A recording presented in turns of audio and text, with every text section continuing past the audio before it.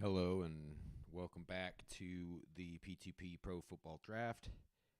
We'll be getting started here in just a moment. So just got the import there. So it looks like if you don't see success, I didn't get an export from you, but I assume a lot of folks have their stuff all set. So without further ado, let's just jump right into it.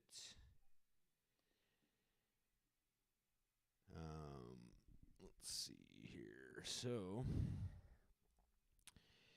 kicking off the second half of round two, we're starting with the Steelers today.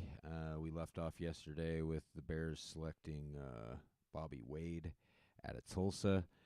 But let's go ahead and see what the Steelers pick. And just a heads up, I'm a little bit pressed for time, so I'm not going to be doing the college analysis of the players today. But I will go ahead and complete the draft. But let's see what the Steelers picked up here. So Bradley Reynolds out of Georgia, defensive tackle, and wow, I gotta say, pretty impressive. Other than he's undersized and really slow, but he has the strength and tackling ability to play this position. He's just really going to have to push his speed up a little bit because he's definitely going to be slow. But he's got the strength, at least, to anchor the line, even if he is a few pounds undersized. But he's got that strength, which will really help him out. But his intangibles are pretty bad, so I generally think that's not going to bode extremely well for great development. But I've been surprised before, so. Bradley Reynolds with the 17th pick. So that'll take us back to the Packers, and they've taken a couple quarterbacks recently. So let's see if they end up with more offensive production as I move the window here. So let's see what the Packers end up taking. That's going to be Gregory Archuleta out of Virginia Tech, and he's a defensive end. He's going to be a project for sure. His strength's a little bit under, but for a D end, it's not horrible. I mean, it's in developable territory, and he'll just want to push some of that speed up as well. But overall, it looks like a prospect that you definitely could work with. Hopefully get to develop a little bit. So, Archuleta out of Virginia Tech with the 18th pick of the second round, and that takes us to the Broncos. Broncos go with Ronald Clark, a guard out of UConn. And his strength's going to be under. He knows how to play the position, and he has the endurance to do it, but he's really going to have to push that strength, pass, and run blocking up. But he's got the intangibles to do it. He could do pretty well with development. Maybe a little bit under on speed and agility for a line player. Usually right around 50 is about average, so just slightly below average. And let's see. So he's 303 pounds, so good enough size to play on the line for sure. He's just really got to work on that strength, and that's really the main thing. So on to pick number, let's see, what are we at here? Pick 20. The Texans. I think they took Cruz last time in the first round, and I liked their first round pick. So let's see if they keep the mojo going. And they take Jeff Villasenor out of Michigan. He's a tackle, decent enough pass and run blocking. You'll want to develop that a little bit under strength, but 78 is pretty good, and it's definitely in developable territory. I mean, he could push up to 85 or even 90, and he's 21 years old, so he's pretty young, and so he's got opportunity to really develop. And his speed's a little above average on the line, and decent intelligence as well for a line player, and he already knows how to play the one position. So overall, not a bad pick for the Texans, even if it's not quite like a starting caliber player right out of the gate. That'll take us to Atlanta. Romero Leonard out of Notre Dame, and that's the kind of strength we like to see, especially coming in here. And his endurance is good too. Big knock on him is going to be pushing that pass and run blocking skill up, but that's one of the easier skills to develop. So, that could bode pretty well. He's already got this high strength, so that'll serve him well in development. Decent enough size, especially for center, 294 pounds, 6'5". So not a bad pick for sure. He's got elite strength for a line player already. So on to KC, and they're going to take Sherman Spriggs. So now we got some line players starting to move off the board in the second half of the first round. I expected quite a few more to go earlier, but not a bad pick. I like this guy too. 77 strength. Push that up into the 80, 85 territory, and you've got yourself a starting lineman. And his pass and run blocking skills good enough already. He'll want to work on his run blocking a little bit. It's a pass heavy league, so I'd say pass blocking may be a little more important than run blocking in this league, but it really just depends on the type of offense you're trying to design. And he'll definitely need to work on his endurance as well. But this is a developable player with good intangibles, which will bode well for his development. So Sherman Spriggs for KC, and that takes us to the Bills. Let's see if the Bills take with their second-round pick, and we're going with Crespo, wide receiver out of Rutgers. So he's got pro-level agility and pro-level hands. His speed's a little bit under for sure, but that's something that could develop, and he's already got starting caliber agility and hands. He'll be more of a possession receiver. I mean, you're never going to see him end up with elite speed, but he could develop that up into 80 to 82, 83 range, and that puts him in a solid spot to get playing time. So I don't think overall that's a bad pick in a pretty wide receiver light draft.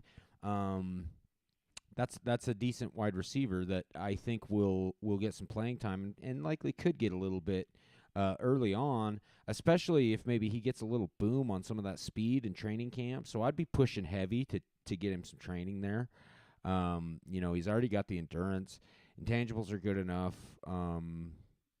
He should be able to develop a little bit. So I think that's the second wide receiver that's come off the board. And, he's a decent player. I think he was rated as the top wide receivers, or one of the top wide receivers in the draft. But overall, I remember when I was looking, I mean, he had a decent career, but nothing super spectacular. So decent player, I'd say. He's almost got that 80, 76 speed, so push that up above 80, and I love this pick. I mean, if his speed's up above 80, he's likely a first-rounder. So we'll move on and see what my team's going to do here. Hopefully not more running backs, but we'll see. So we are going with Trevor Lacy, a free safety out of Syracuse. And I got to be honest, I like this pick. That's a quick player. We do need a free safety as we lost Fitzpatrick. So we only have one on the roster so far and have been unable to sign another one. So this is some decent insurance and a guy that could develop pretty well.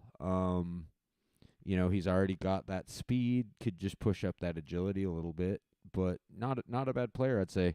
Just more crazy DBs coming off the board in what has been a DB-heavy draft. So we're going to move on from my team, and we'll head to the Browns and see what the Browns take at number 25. So Browns take strong safety Elijah Plummer out of UCF. So I think that's the third UCF player taken. And for a strong safety, he's not so bad. He's got the size for strong safety, so really wouldn't want to slide him to linebacker too much. But this is a player that has skills that I wouldn't mind seeing on the linebacker core. 66 strength. 78 speed, 76 agility. His tackling's a little bit suspect, but if he can push all this up a little bit, 80, get up to 82, 83 here, that's a solid player. So Elijah Plummer from UCF going to the Browns, and we will move on to the Panthers. So Panthers, we've got Raymond Henry, another strong safety out of Oklahoma, and his speed and agility is good. He's a little bit bigger than the one who was taken last. Love his tackling ability. This is a guy that really could kind of, depending on how he develops, slide around and play a couple different positions. So I like this position, or like this pick for Carolina, so that now we're starting to move some strong safeties. So let's see what the Bengals take with pick 27. Bengals take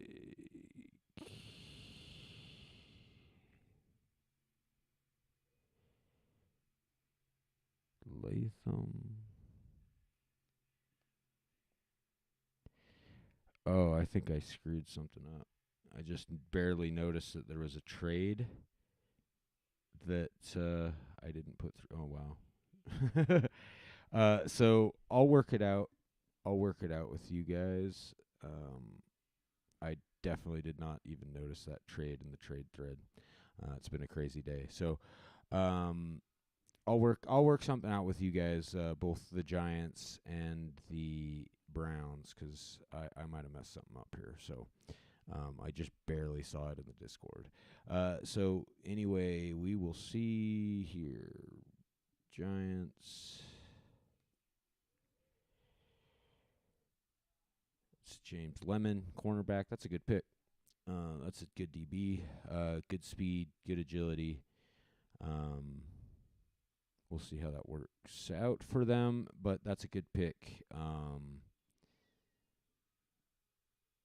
88 speed for sure. That's elite level. Decent corner. Man, this has been a crazy draft for freaking corners and free safeties. Like, really, I think we're just about to push them all of the pro level ones that we already have in the league out. So on to 29. That's the Jags. Let's see. So they take tight end, Justin Wells out of West Virginia, and I don't mind this pick. His strength's a little bit under. He'll want to push that speed up, and actually, now that I see his pass blocking skill, honestly, not terrible. Because if he's running routes, he's not going to be pass blocking. So he's a good guy that you could utilize in the passing game and have him running routes, and then block in the run game. So he could be on the field in both types of scenarios. You just don't keep him back blocking on offensive downs, but he'll want to push that speed up just a little bit. So moving on from Jags, let's see what the Lions take with pick 30. So that's going to be Charles Perry, a guard from Auburn. And I like this pick. Good strength. That's elite level strength. He'll need to push his pass and run blocking up, his endurance a little bit, get more skilled at the position, but not a bad pick. So moving on to 31, and then we'll finish up with the Cowboys with the last pick. So Vikings take Eric Gaines, guard out of Texas. Wow, Texas has really had a lot of guys drafted in this draft. I think that's like 5 or 6 for them in the first 2 rounds, which is pretty crazy. So he's a little bit undersized, but developable level and strength. 83 is pretty good. Gonna have to work on that pass and run blocking, but that's an easier thing to develop. His agility, probably a little bit worse than below average. Speed is just slightly below average, but overall, not a bad pick. So we're seeing a lot more linemen starting to move. And then we'll conclude with the Cowboys at second round, pick 32. So Burton Day, defensive end out of Michigan.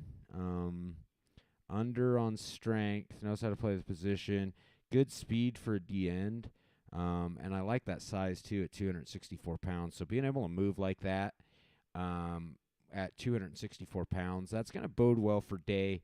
But he is going to have to push that strength up a little bit, but he does have the speed to kind of make up for it and be a little bit of an edge rusher for the Cowboys. So not a bad pick, but sorry for the little bit of the abbreviated show today, but I've got somewhere I've got to be at 6:30, and I still have to get ready, and got home from work kind of late, and then got started late. So anyway, I appreciate everyone checking it out.